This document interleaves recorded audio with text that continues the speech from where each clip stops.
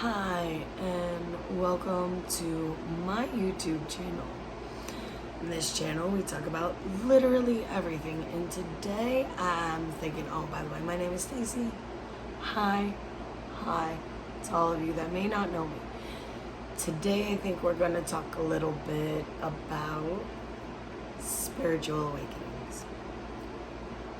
So, listen, once I started my spiritual awakening, there's like no end in sight. There's no end. Once you're awake, you're awake. That's literally it. Once your eyes are open and you see, you cannot unsee. Yeah. There are very strange things that may happen on your journey when you start to become spiritually awakened. You're going to realize that your entire life needs to be overhauled. And that could take years. That could take years to actually get you to the level where you want to be. So, what do you do when you feel like your life needs to be overhauled? You let go. Let go, surrender to the universe, and let your life be overhauled. Do some of it yourself. Change your eating habits. Change your drinking habits if you drink alcohol. Change your unhealthy habits, basically. If you just sit around and do nothing all day, well, start going for walks. That's a simple way to start changing.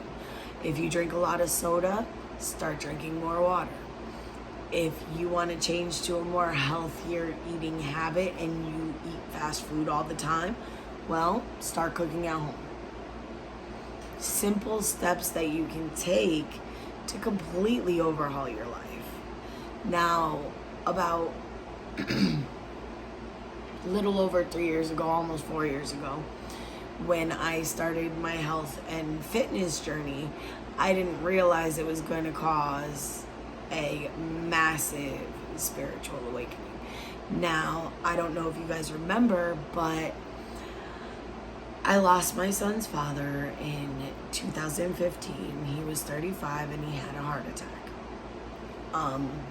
The circumstances surrounding the heart attack are unclear. So, again, massive spiritual awakening. That one led me to my dark night of the soul. And I was deeply contemplative, depressive state, didn't think anything, didn't think I mattered, didn't think the world mattered, had no purpose, had no drive, could barely get out of bed, let alone take care of my 2 kids at the time. And that went on for a good 2 years that I couldn't really get out of bed, and I forced myself to try to do things. But anyway, I noticed in forcing myself to try to do things, I wasn't healing myself. I wasn't giving myself the time that I needed to slow down, to feel my feelings, and to heal.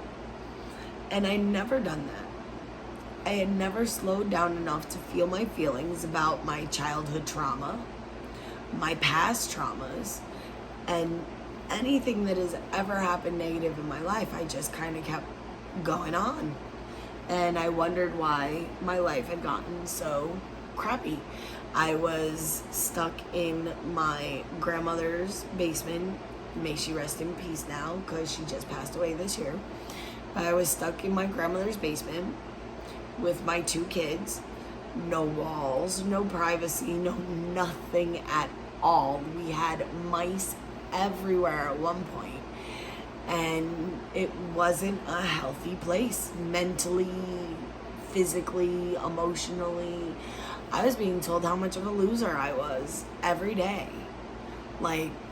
It was not a healthy place for me. So what I did while I was in that environment, and this is gonna sound really weird, but I let go.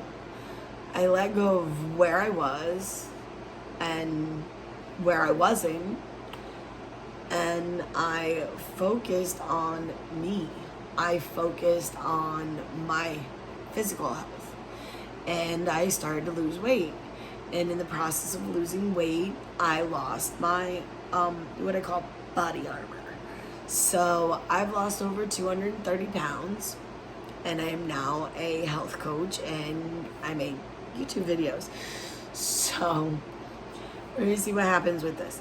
So in that process of the dark night of the soul, I hit a level where I realized, if I'm going to do anything, I'm going to do it for myself. If I'm going to do anything, it's going to be for myself and my kids and our life. But here's the thing, I realized something else.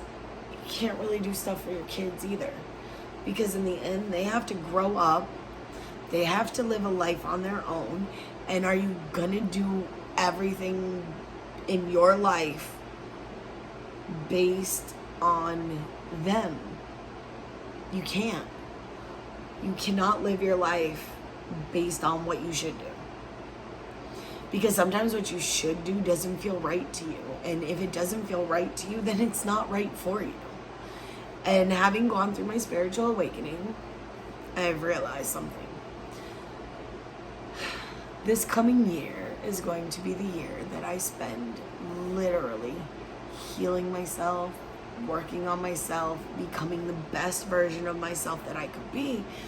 And when I had my spiritual awakening, I realized that I want to do these kind of videos for you.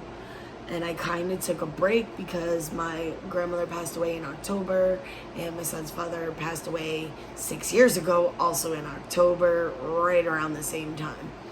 So I did what my spirit, what my soul was telling me to do, and I took a break. I took a break from everybody, and I went inside. The only select people that I didn't take a break from was like family and a few friends, and now I'm taking a break from them too, because sometimes the people you think are your friends are only here for a season, and they're here for you to learn some lessons, to grow, to develop yourself, and sometimes they need to go out of your life. And when that happens, you can be sad, you can grieve them. It is a loss in a way.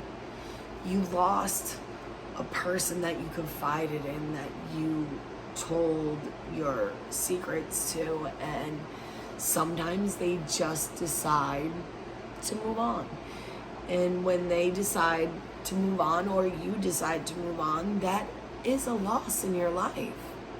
That's a loss, and you need to take time to heal that loss, to heal from that pain of that loss. And when you go through a spiritual awakening, you realize everything happens for a reason, and you divinely planned this yourself. You planned your life before you even got here.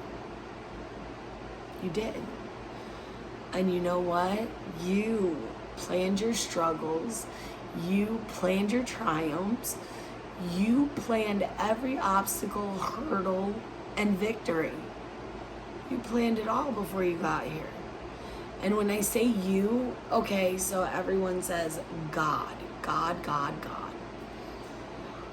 I don't like the term God, so I tend to use universe or yourself, because the universe is in you. You are the universe, and the universe is you.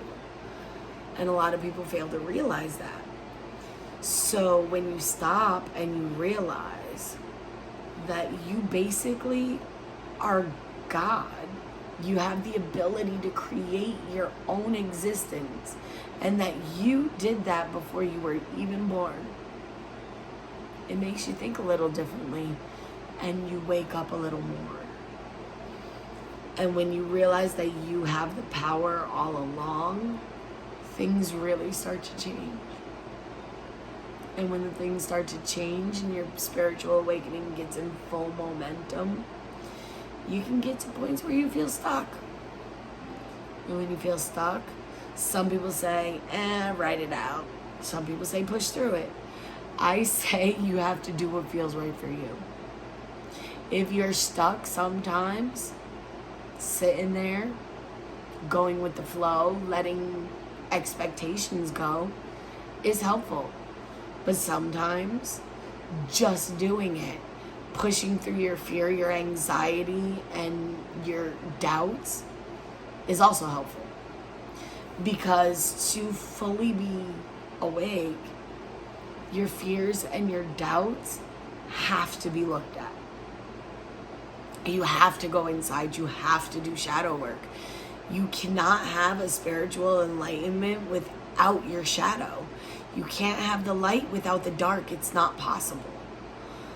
So you have to know your shadow and work with your shadow. Use your shadow for your advantage, for your benefit, for the benefit of the world, for the benefit of others.